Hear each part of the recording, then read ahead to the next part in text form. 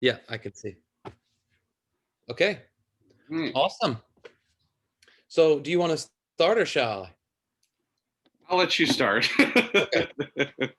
All right. So, welcome everybody that's on Facebook land. My name is Nathan McCullough, and I am an integrative nutritionist and a recovery coach. And today we're going to do something interesting because this is going to be kind of an episode for our podcast. So my company is called Rising Phoenix Wellness. So, and our focus is really on the idea. A phoenix is like a bird that comes out of the ashes, right? So you can sort of rise out of the darkness. Um, but we're doing a podcast in another community, right? So this is like it's a first for me, but it's an interesting idea, and I think it's fantastic. Um, so I have the privilege of interviewing you, Lucius, on sort of inside of your own community. So what we're going to do tonight is really kind of get to know you a little bit more, a little bit deeper, and find out, what it is that you're doing at the moment with this community and with your life and like the vision moving forward. So I am super excited to be here, and welcome to the Rising Phoenix podcast. Thank you so much. I'm so excited. Okay, so yeah, I guess for the listeners, like you and I are also just kind of getting to know each other. We've had Yeah. a couple of chats. You're going to be speaking at our virtual summit on December 6th called Recovering Me, where you're going to be talking about mindfulness and the application of mindfulness specifically in the recovery space. Yeah. So very excited about that. And sort of a lead in into that, I want to kind of reverse a little bit and find a little bit about like who was Lucius when you were a kid? Like what were the early days like? I was a very kind, in a lot of ways, kind and sheltered, naive kid, but I had a lot of energy. I couldn't sit still. I felt from a very young age, as far as I can remember, a very unsettling, an uneasiness inside of me, and so that came out in ways. My sister, God bless her soul, she got the brunt of a lot of that because I couldn't leave her alone because I Right. felt so um, off center. And so I, in school, I didn't do well. I really thought I was a stupid person, a stupid kid in growing up because I didn't do well. I didn't get good grades. My teachers loved me, but I was, probably considered a discipline problem. And, I tended to be really good at whatever I did. And so if I did sports, I did really well in that. I got into performing. I really wanted to act and sing and dance, and I got into that, and I did that. And I mean, I traveled a lot doing that and performed at the White House twice and Disney Wow. World and, on cruises. I mean, there was a lot of stuff that I did at a very young age, but there was always this sense of unease. Mm. And, people would say, "Oh, you did so well," on stage or whatever. And I would always say, "Yeah, but I didn't do this, and this well." And then finally somebody just said, "Hey, just say thank you." Knock it And off. so I took that, and they'd say, "You did a great job." And I would say, "Thank you." But in my head, I didn't do this, and this. So I still had that sense of uneasiness. There's something wrong. And so, I brought that into my addiction. It's really interesting because there were several things growing up that were indicators that there was going to be an addiction problem, like video games. I would play video games, and I would, I like kind of woke up from playing video games after 2 or 3 days solid, and I was like, I could be playing outside. This is a real problem, and I stopped. With like betting, playing cards. Like I realized, whoa, I won a big pool of money from playing cards, and I was like, oh, I got to stop this. This is going to be a problem. But as soon as I took a substance into my body, I was like, this. I found my answer. And for the first time, I did that uneasiness seemed to subside, but it really didn't. It really didn't, but it seemed to subside for a little bit. Yeah. Yeah. So when did the issues really start or come to a head with the addiction? Really, the first time that I drank something when I was like 15, and Okay. as soon as I did, it was like, this is it. Yeah. And I continued to really seek that every single day for 12, 13 years beyond that. And because I really did, I thought I had found the answer to what I had been seeking and had been missing my whole life. So when I hit it, I didn't hit it like, oh, okay, maybe. I mean, the first time I got drunk, I drank until I passed out, and I did it again the next day. Yeah. And I didn't really stop or look back. So, yeah. And was there any history of that in your family, or when you were growing up, were your parent, was there anything sort of out of place when you were in? Well, I think like my dad, he was a police officer, and so he had a kind of what you would call an addictive personality. He would buy a brand new car, and a few months later he'd trade it in for another brand new car, and I mean, there was all this addictive behavior, and he actually got hurt while on the line of duty, and I believe he became addicted to the pain pills. Mm, He continued to have surgery after surgery and go to different doctors, and so I could definitely see that similarity, uh, though it manifested in different ways and looked very different in my life. mm, It was the same pattern. So yeah. yeah, there was that for sure. Yeah. So do you mean he was kind of like finding reasons to have surgeries in order to Yes. continue Yeah. to I go think through I the think process? so. Yeah. Okay. Yeah. Yeah, interesting. And did you have like one of those kind of rock bottom or turning point, come to Jesus moments, as Yeah. they Yeah. say? I did. So I had two really. One probably a year or two before I stopped. Um, I tried to commit suicide, and Mm, so I went to a park and got under a bush and took some pills and was ready. And a voice said, "Hey, this isn't why you're here." And so I got up and I drove somehow to the hospital.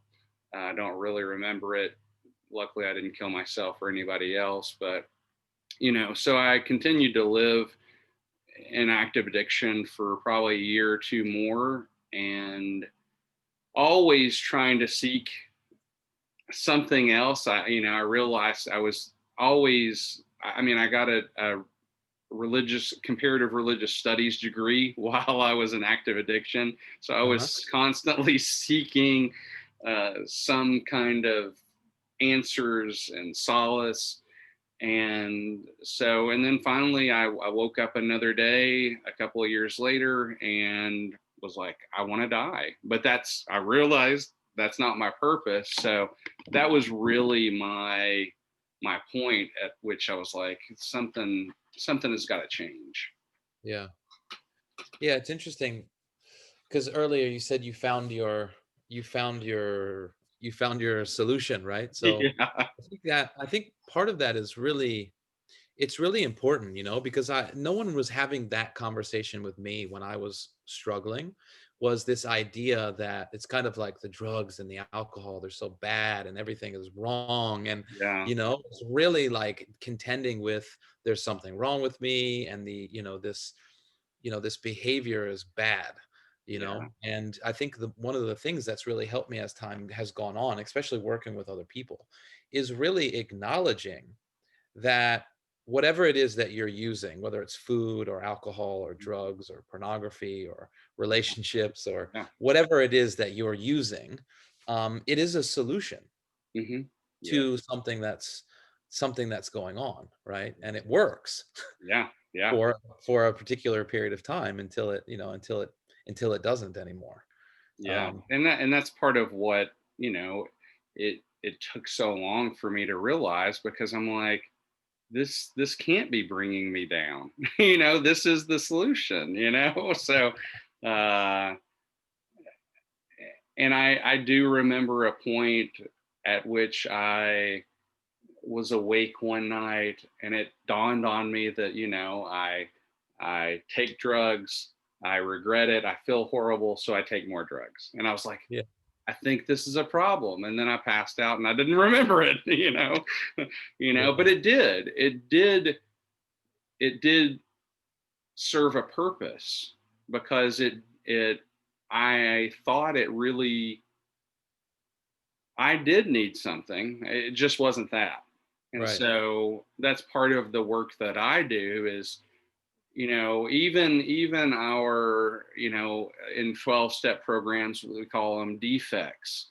Those defects of character are not always, they don't have to necessarily be the bad thing. They hmm, can be really that leverage that switches our perception to really help us go deeper. right, And so, and that's, part of my journey is I have almost 14 years of recovery in 12-step program, yeah, and primarily in 12 steps. But I have begun to explore other modalities and other forms of recovery as well, to really adapt and learn from these things. But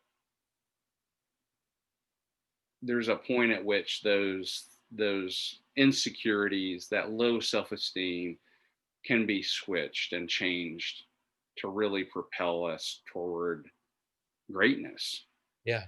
Yeah. I think that's super important, and I want to sort of go there. Mhm. I want to go there next, but I do want to, because I think it's important to distinguish between, the absence of whatever it is that you're using, right, in the Mhm. beginning, or Yeah. whether you want to call that sobriety or whatever, Yeah. and this kind of idea of recovery, which is kind of healing Mhm. that which you were using the alcohol to Yeah. either numb or to deal with, whether that's a fear or anxiety or an insecurity or a loss of connection or Mhm. whatever it is that the drugs or the alcohol were using to mask.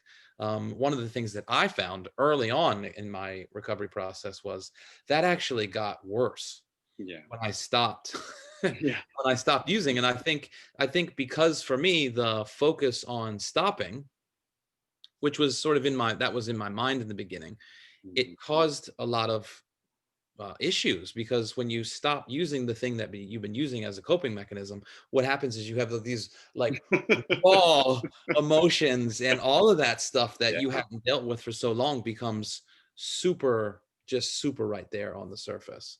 Yeah, And and that's the thing. Just stopping leaves a vacuum, yeah, and that vacuum can feel like the whole world is closing in on us.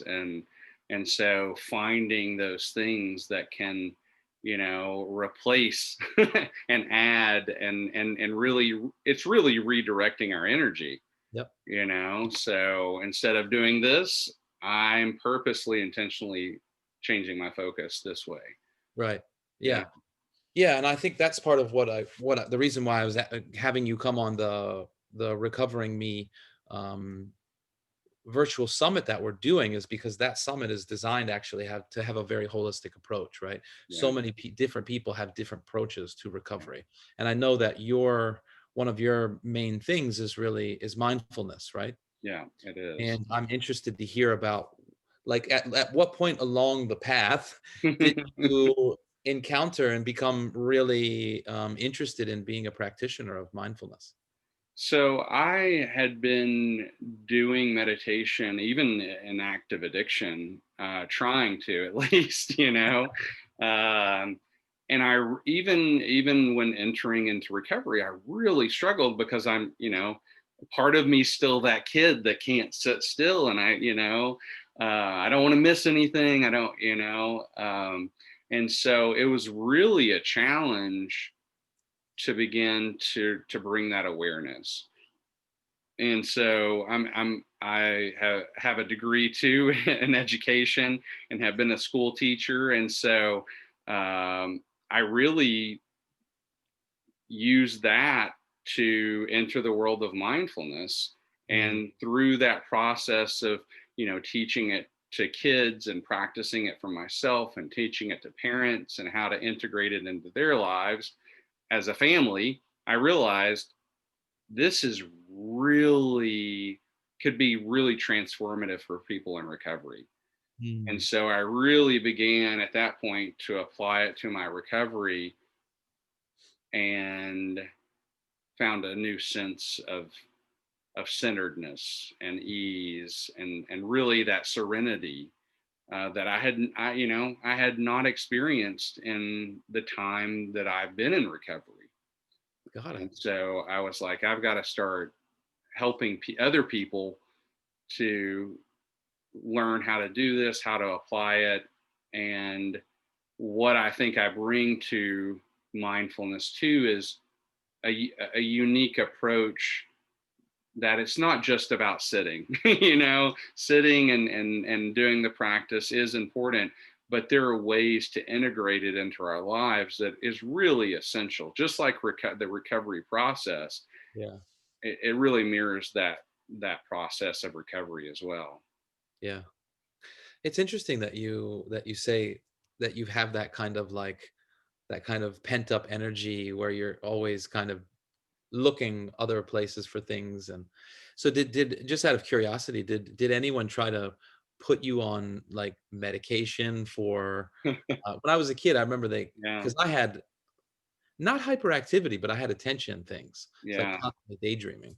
yeah. And I know that was when I was a kid, that was like the beginning of when people were talking about Ritalin and, Hmm. ADD and Yeah. all of these No, things. no, I think I missed it just by a hair. Like I was on the tail end of the kids that didn't really get that. There were some people that probably in high school had started experimenting with that, but using it, utilizing, surely experimenting with it. But yeah, I think luckily in some ways I was um, on the front of that. So Yeah. I didn't get prescribed anything. Yeah. That's good. I mean, I know that's turned into a whole lot of a problem in and of itself, Yeah, basically. yeah, Giving kids drugs, basically. yeah. Um, so, I know this is kind of a big question, but in your opinion, right, what do you feel like is the the kind of root cause of addictions that people have? So I think that within each of us we have an understanding that we are much more than this physical self. And that life is really more than our mundane routines that we go through. And for whatever reason, people who struggle with addiction are acutely sensitive to that. and maybe it's an evolution, like, all these mutant movies, like it's actually an evolution. We think it's a bad thing, and society can, I think we're coming to a hopefully a better place in society, but you know so I think we're hypersensitive to that that experience, that there's more. And so as we live and we go in the world, we feel that uneasiness, that we're not completely in alignment with our true purpose. So I think each of us has a purpose, or a series of purposes here on earth. And when we're not in complete alignment with that, it creates that uneasiness. And Yeah. so, our society isn't really built for, that introspection and saying, okay, what is my purpose? And, it's like, okay, get to school, do this, get to the next level, do that. And so we seek that in other ways. Yeah. Yeah. I was just interested because as you do so much of this recovery work, you meet people that have different, kind of different philosophies about it. Mhm. And I know, like, Gabor Mate will say all addiction is sort of comes out of trauma from when we're kids. And then there's a guy named Yoel Hari who I think is great. He wrote a book called Lost Connections, Mhm. where he talks about, this sort of loss of a sense of belongingness, and connection is sort of what's at the root cause. And I know one of the main missions that we have here at the Rising Phoenix Wellness is the destigmatization of both addiction and recovery, and kind of debunking the myth that addiction is either some sort of moral failing of the agent, right, of the human. Like there's an inherent corruptness about addicts, right? This Mhm. kind of visualization of someone underneath the bridge drinking out of a paper bag. Um, and then also this idea that addiction is about the substance, Yeah. that it's a brain chemistry problem, and that it's about the alcohol or the drug or Mhm. whatever, right? It's sort of Yeah.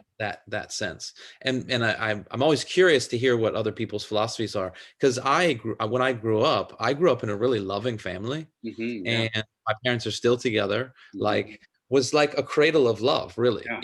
Yeah. And so, if you had like a 500-foot view and you just followed me around when I was a kid, there would be no, at least from my point of view now, right? There would be no trigger warnings, or, any sort of like telltale, like flash forward that this could be, someone who's going to be an addict. And yet there was, Yeah. Yeah. and so I always wonder different people's points of view about that. Yeah, and I think we're living in a wonderful time for the recovery experience, because there are so many, there's this divergent, um, philosophical and theoretical approach, but there's also, with each of those kind of branches, a whole new rethinking of what recovery can look like. Right. And so, I personally am like, the more the better, all the different ideas. I don't think that any one philosophy or theory encapsulates everything. Yeah.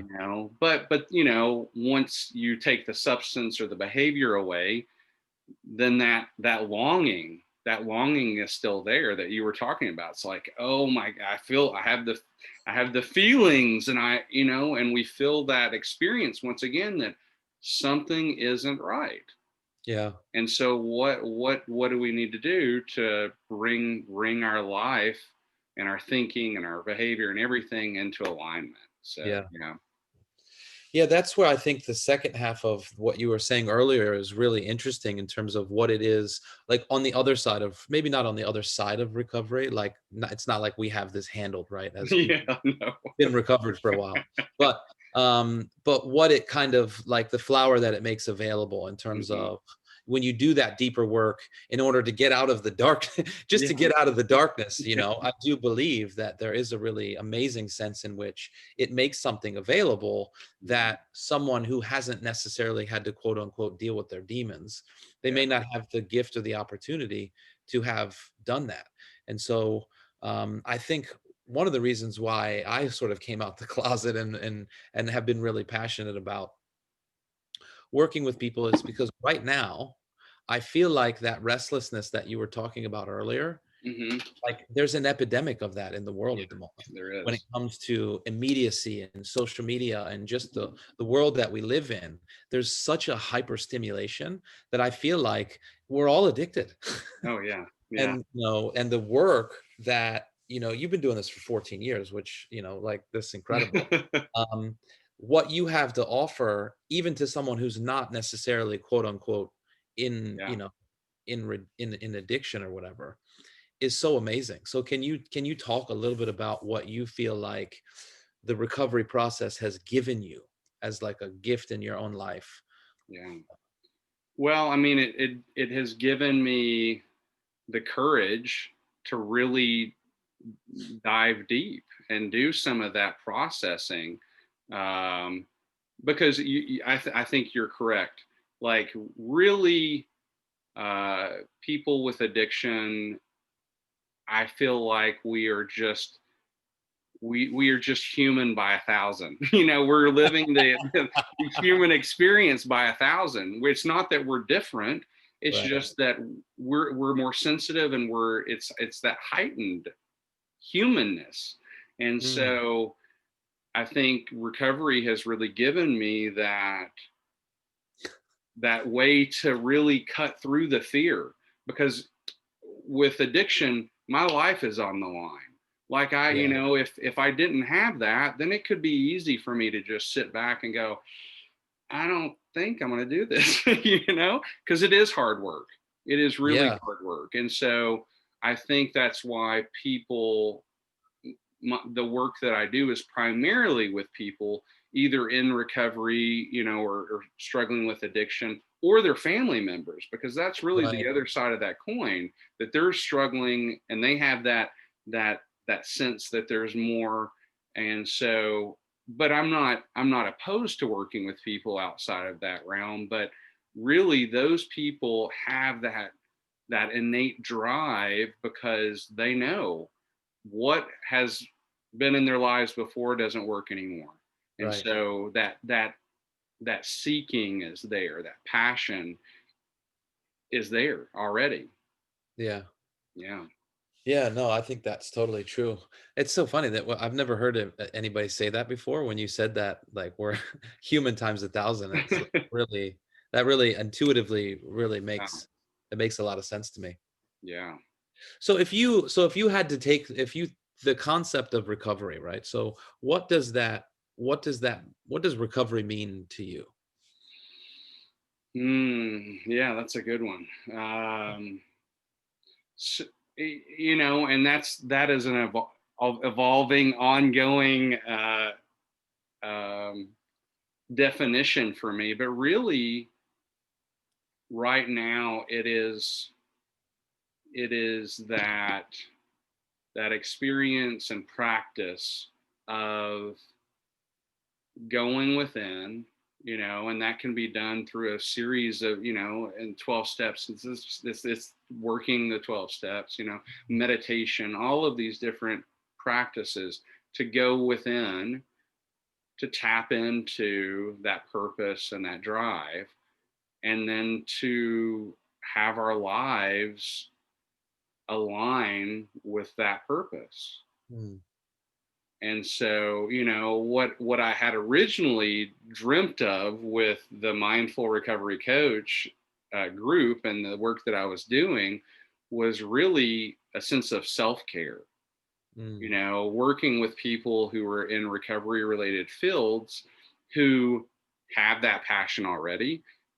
They are trying to help other people and are really zapping themselves and wearing themselves out. And mm, so that was my original intent with the work that I was doing. And I'm still going to do that and provide some trainings on how to uh, establish a mindfulness practice and how to teach that to clients and people that they work with.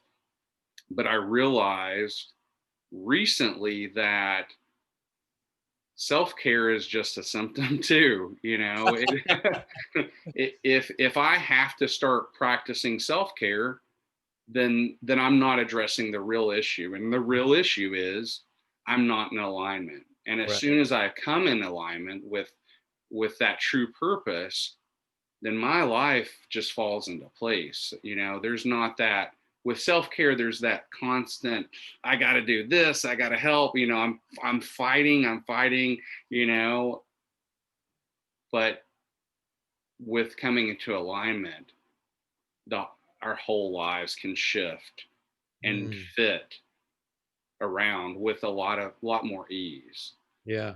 Yeah. That's beautiful.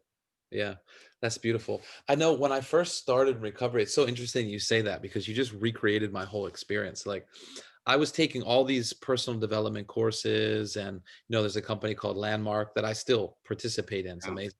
Um, but I really get when I first started, my intention was to like win against the I'm like, okay, I have this thing, it's not working. Yeah. And I played sports my whole life and like I have that sort of competitive element. So it's like, okay, so what I'm going to do is I'm going to play this game called Getting Better in this area and I'm going to win. Yeah. And it was like studying and taking this course and that course and you know, even getting to the point where I could parrot these ideas about manifestation and creation, but it was all like me trying to create something. And nothing shifted until I like one day I was sitting in a cafe in my and I literally had like one of those moments, like an awareness type moment, and I just burst into tears. Like there's like this whole room full of people. Yeah.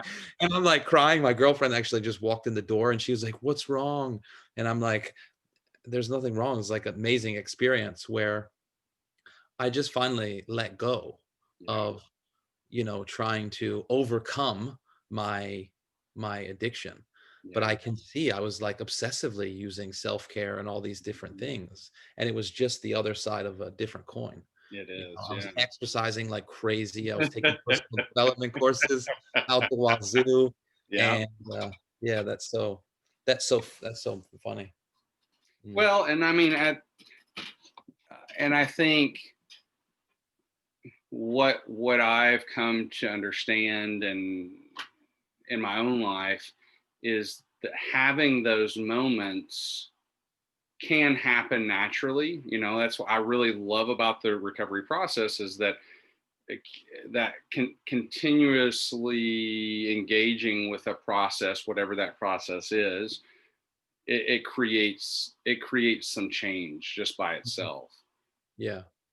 But what I'm working with the mindful recovery coach is developing those practices to really make that experience happen.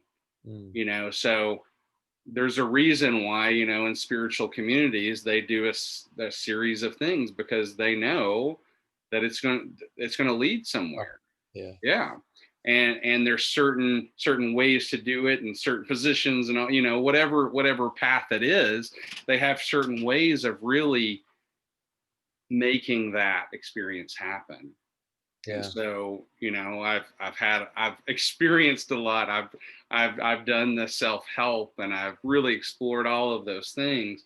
And I've come up with a series of practices and ways to really precipitate that that it's kind of like Mhm. zen.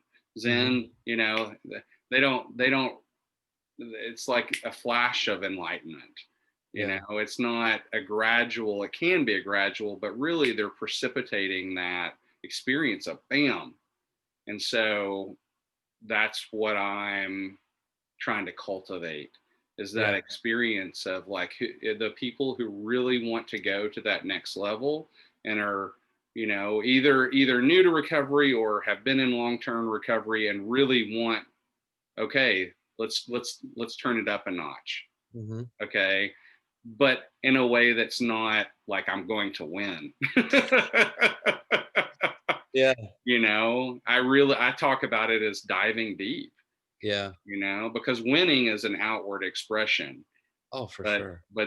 what I'm working on doing is helping people to dive deep within. Yeah. I think that's beautiful. And I think that's such a great, the role of the coach, I think it's so important. Oh yeah. In this process, because it doesn't matter how good you think that you might be getting or whatever, Oh yeah. we all have blind spots. And Yes. I remember just 2 years ago, I was like relatively, I was a couple of years into my own personal recovery. I went to a Vipassana, do you know what Vipassana is? Like Yes. a Yeah. 10-day like meditation thing. Mhm. And my ego was still, my identity was so strong, Yeah. even after all this work. I got there, and I remember on the first day I'm sitting there, and I'm like, in my mind I'm thinking to myself, I'm going to be the last one. Like, I don't care what happens. I don't care if my legs feel like they're going to fall off. I will be the last person sitting here, when it's all done. And Yeah. I again was trying to win at Yeah. a Vipassana retreat. Like, the level of insanity is like unreal, Yeah. and Yeah. that's part of when I realized, in AA they teach you this obsession with self, right? Yeah. And I just remembered, my God, like, I have so much more work to do. Yeah. No, and luckily there's a coach that well, they don't call him a coach or whatever, but there was a facilitator that was there. Yeah. And one of the days I had like an amazing meditation, Yeah. and the couple of days prior I had like what I thought were bad meditation. And so I finally had a good one, and I went up to him and I'm like, dude, the last couple of days have been really hard. Today was like amazing. I saw these white lights, and it was like amazing. Like, I've had a breakthrough, Yeah. and he really helped me see, like, those weren't bad meditations, and Mhm. today was not a good meditation. Yeah. He's like, you're still in the craving aversion. Like, you're now seeking pleasure where Yeah. yesterday you were avoiding pain, and it's all part of the same cycle. Yeah. And Yeah. that was really humbling. Yeah. And that's the point too that I think is important, because I've been talking about purpose, and people are like, well, I found some of my purpose, and it's just like sitting for a mindfulness practice. We can sit and we can breathe and we can become aware, but then someone who is experienced can say, do it this way, just shift it just a little bit, Yeah, this way, use the leverage of your pain in that leg, and just shift it a little bit. yeah, And so we may, some people that may be a part of my group, or joining at some point, may be like, well, I already found my passions. And I'm one of those people. mm, I was I had a mindfulness program at the school where I was teaching. I was teacher of the year. I was going to get my administrative license to teach at a recovery high school. I was sponsoring people. I was, had all this years of recovery. And then it came crashing down because I wasn't in true alignment. yeah, I was still chasing that outward expression. yeah, And so, but without doing that deep dive and having someone who's experienced to really shift and direct and say, let's do it this way a little bit, then it's a long, hard process that doesn't have to happen. yeah, If you can have somebody to be there to guide and to hold and to help direct that attention. yeah. That's amazing. So with the mindfulness recovery, you're now kind of not shifting gears, but kind of expanding a little bit, Yeah. right? So Yes. you're going to be working with, if I getting this correctly, like, so you're working with people that are also practitioners, and people that are looking to kind of work and guide other people. Yeah. And you're also Yeah. working with people that are in recovery. Yeah, so there is that side of, I really want, I understand that people come into working with me at a variety of levels. And so, people who were already practitioners of mindfulness and stuff, or really wanting, that's their, they're not, they may not be exactly ready for that deep dive, but they are aware that they do want something else. There's that avenue. Okay, we can apply some mindfulness, and really it'll help your whole life and your recovery and everything. Mhm. And then I'll also offer that, like, one-on-one personal or even training workshops to really dive deep. Yeah. So yeah.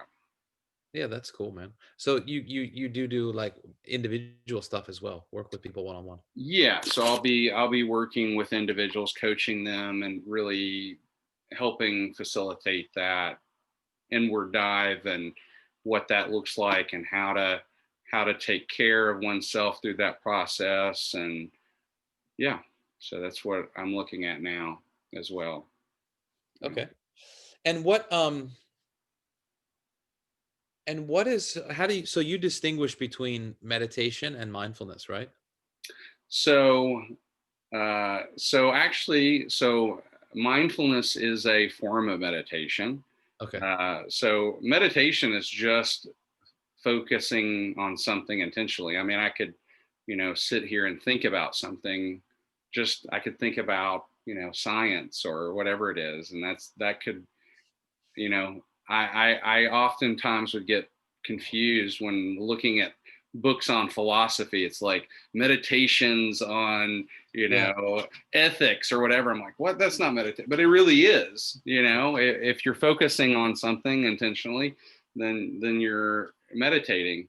So it's the big umbrella, of meditation. Meditation, you got philosophy. It's you got um, you got your mantra work, you got yoga, you got Christian mysticism. A lot of times we think of meditation only and as kind of one, like, hippie in orange, but really meditation is an umbrella statement. And so mindfulness is a form of meditation because we're intentionally focusing our awareness. And the form of mindfulness that I do does not necessarily mean that anyone is spiritual or religious. I do I do have the capability of helping someone who is of a certain religious or spiritual tradition integrate that and make it more meaningful. But Mm, mindfulness itself, the kind of mindfulness that I do, is not, it doesn't have, you can be an atheist, you can be agnostic, you can be whatever and still reap the benefits. yeah. It's interesting you say that because I feel like that's so important because, I have kind of come, I don't know if it's full circle is the right term with AA, Mm. because when I first came to it, that was the only kind of recovery, Yeah. I Yeah. knew. Yeah. It was kind of like, it felt like you either go to a center and detox, you die, or you kind of figure out how to use this, this program. Yeah. And I was really averse to God at that Mhm. time. Yeah. And so it was a real struggle for me because I didn't feel at home in the conversation. Yeah. um, and obviously, after doing a bunch of work and afterwards I've now come, I came back to the 12 Yeah. steps and I was like, oh my God, I didn't understand this at all. Like, this is an amazing process Yeah. and it has nothing to do with, that sort of, traditional, whatever sense of God or whatever. Um, Yeah. but I think it's really important what you're saying. And I think that's where meditation and mindfulness have such a huge role in the path to recovery is Mhm. because there's no barriers. It's not limited by a particular Yeah. um, thought system, No. right? It's really And that's really why I mean, there's a stigma around meditation. It's kind of like the recovery process. And I mean, because traditionally meditation is linked with an ideology of some sort, whether it's whatever tradition you're in.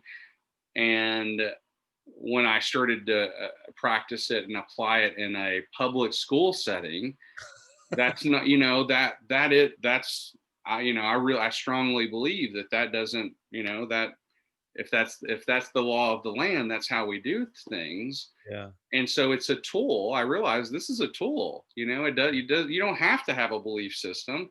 Once again, you can apply a belief system to it to enhance that belief system, but it's a standalone by itself. Hmm. Just like a pencil, or a pen or a computer.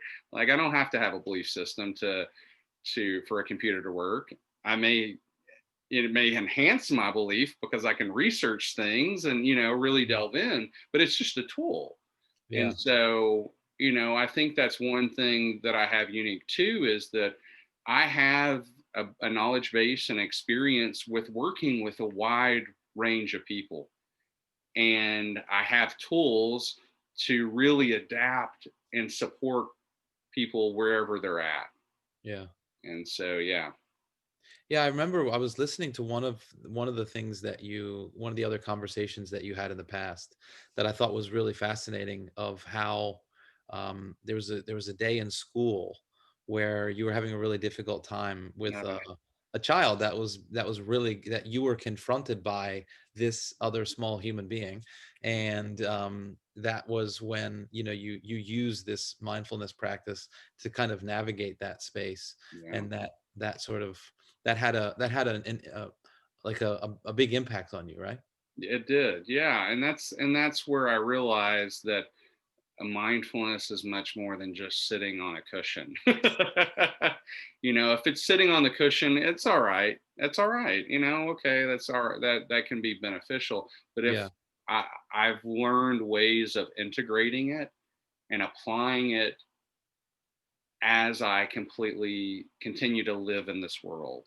yeah, And it's really that awareness that I can bring to whatever I'm doing, because I'm being mindful right now. As soon as I start talking about it, I'm like, okay, yeah, I'm being aware, aware of what's going on and how my body's moving. And, so really finding that awareness, learning how to apply it, and learning how to leverage it for our purpose. Yeah. yeah. I remember there was a lady that taught meditation at Google. I can't remember her name. It's Zibo meditation or something Hmm. was the name of. Yeah. And one thing that she said that I always stuck with me was, we don't do meditation to get good at meditation. Yeah. You use you do you learn meditation or in order to like effectively deal with life. Yeah. And I always thought that that was so powerful, because it really is the awareness that, like going meditation is kind of like hitting the gym for your mind, right? It And is. that awareness is what allows you to really deal powerfully with the circumstances in your life. Because people are going to cut you off in traffic. There. You're gonna go through difficult times in your life, and Yeah. those things can either be a trigger Yeah. for whatever you use Hmm. to numb out, Yeah. or yeah, you can use this practice that you teach, and it can give you access to something else. Yes, exactly. And that's the other thing that I realize, is that the mindfulness practice really parallels the recovery process. Just like mindfulness, we don't practice it just to become good at it. We don't practice recovery just to become good at recovery. Yeah. We really use it to transform our lives and to Mm. bring it into everything that we're doing. Yeah. And so I think they really pair well together. Yeah. And so then adding some extra additional aspects that I've learned along the way, some practices and techniques, I think that brings a holistic view to a way to apply and make our lives better. Yeah. Yeah, that's a great parallel. I've never really thought about that. Yeah. You kind of learn the basics in terms of recovery, and then at some point, it's the practical application that turns into Yeah. Yeah. something totally. Well, and that's the thing that, I think a few people they finally discover in recovery, is that these are the tools that, I'm going to say me, I use recovery to expand my world, Yeah. and addiction shrinks my world to, if I get to that point, it's just a pinpoint, When I got into recovery, my whole world was just a pinpoint. And Mm, as I continued recovery, it just expands. And so anything that adds to that widening of my perspective of the world is really fuel for my recovery and is part of my recovery. So mm, yeah. so we're Yeah. right here at ten minutes left. So Okay.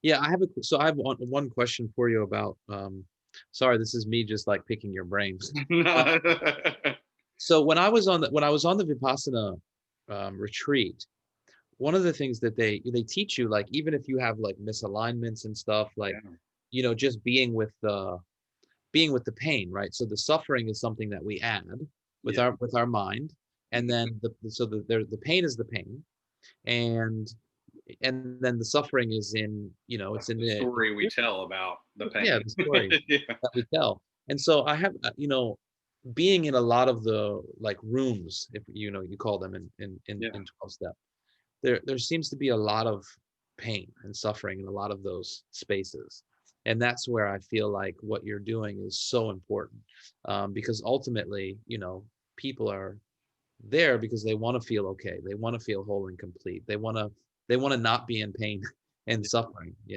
and so I think what you're doing is such an important part of that process. Yeah. So um what was the question? I had a question that I was going to ask you. Oh, so when you're going through the recovery process, part of it is physical, right? Yeah. And part of it is, the story that you tell about yourself. Yeah. But really those two things are mirrored, right? Yeah. And so and when you do the mindfulness practice, it helps you deal with that, right? I mean, that's a tool that you Yeah. can use. And so part of the difficulty of beginning the practice and really sustaining a practice is that we bring awareness to that. We bring awareness to the uncomfortableness in the body as Mhm. well as in the mind. And when we, when I first became aware of that, I'm like, I don't know if I want this. Yeah, You I'm know, out of I here. I couldn't sit for a minute. I was Yeah, like, oh my gosh, and so, but it, but it's just like recovery. I had to stick with it. I had to continue, like, to seek, because someone said, "Hey, this might work," and I put in enough effort, and I had enough faith in it that maybe there's a possibility that it might work. And so, by sticking with it, bringing that awareness, and like you said, realizing fighting it is not going to work anymore, and right. just surrendering or resting. I like to say I rested in that awareness, Hmm. and it just all of a sudden it's like, that's this is it. This Yeah. is where it's at. And Yeah. it still takes work. I mean, I can sit for 20 minutes, and like you said, most of the time, if I put a label on it, I would say it's not a good meditation. But I got to a point where I said, if I sit, Yeah. however, if I say I'm going to sit for 5 minutes, I'm going to sit, and it doesn't matter if I move and I wiggle. If I sit for 5 minutes, that's a success. Yeah. I started using my own words and my own motivation for me instead against me, and that's what kind of the mindful recovery coaches the work I'm doing is really using those things. So you have low self-esteem, wonderful. You're in pain, awesome. Let's use it. Yeah. You know, let's Tell let's yourself use it. It's time. yeah. I think it was Blaise Pascal said that all of the troubles that humanity suffers stems from man's inability to sit quietly in a room by himself. Oh yeah, yeah, yes. Yeah, yeah, and there was a study done. I can't remember all the details, but really, they had a thing where people but they could zap themselves with Oh electricity. yeah. There was nothing else in the room, and people, they couldn't sit for like 5 or 10 minutes. They would there wasn't anything. They're like, okay, like they would rather zap themselves than just sit. Yeah. So yeah, Yeah, that's incredible. Yeah. That's incredible. I guess that's probably a That whole nother yeah. topic. Yeah. Um, so yeah, so we're coming up to the end here, but I Okay. want to give you an opportunity to, um, I guess, talk about like where you're like what's next for you, like what the vision of the future looks like, and Yeah. then also give us an opportunity to just kind of close and talk about the Recovering Me Yeah. um, virtual summit that we're going to be doing on December 6th. So Yeah, so I have my website is up now. It's www.mindfulrecoverycoach.org, and so there's a lot of stuff that I'm adding to that. The next real big thing that I have on the horizon is a an intention setting workshop that'll be a 3 hour workshop, virtual workshop happening January 16th. And really, it's about beginning that process of diving deep, hmm, looking and finding some of that purpose and setting an intention to live in that purpose. So that'll be coming up January 16th, and then yeah, so that's what's happening so far. And then awesome. also, uh, beginning the process of doing the individual coaching. And Yeah. so I already have a few people that I'm beginning that process with, and yeah, look forward to continuing that. And the group that you have, the mindfulness coaching group, and then you also have the living principles group. Yeah, Those live are spiritual principles. those public pages that people can invite their friends to as well. So both mindful recovery coach and living spiritual principles. Once someone is, you can find it Mhm. on Facebook. Both of those, they're private groups, but they you can find them when you search for them.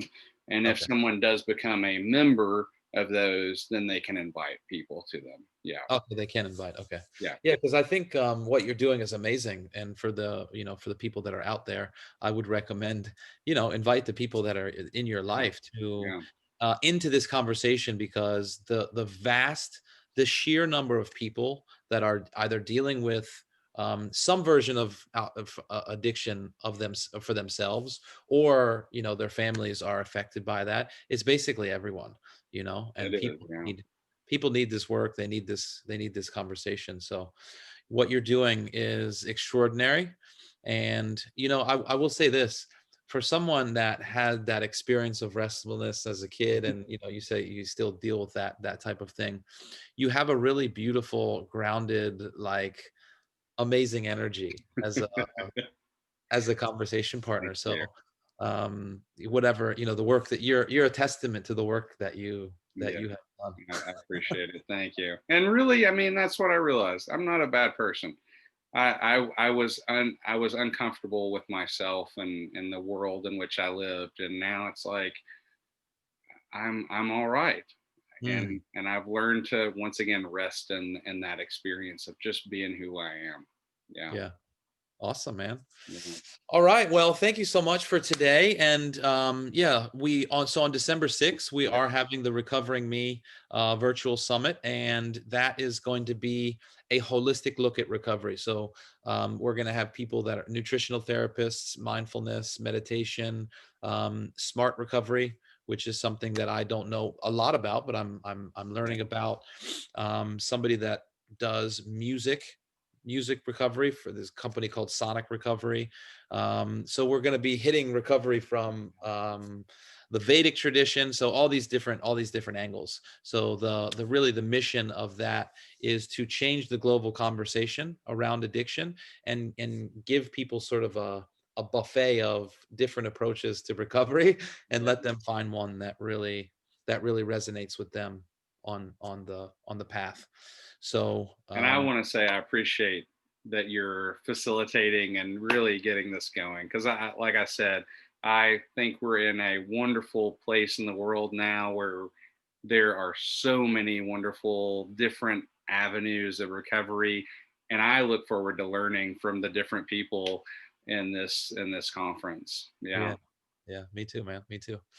All right. Well, on that note, have everybody have a great evening, and hopefully we'll see you on the next iteration of the Mindfulness Coach live stream. Thank you so much. All right. Bye. Bye.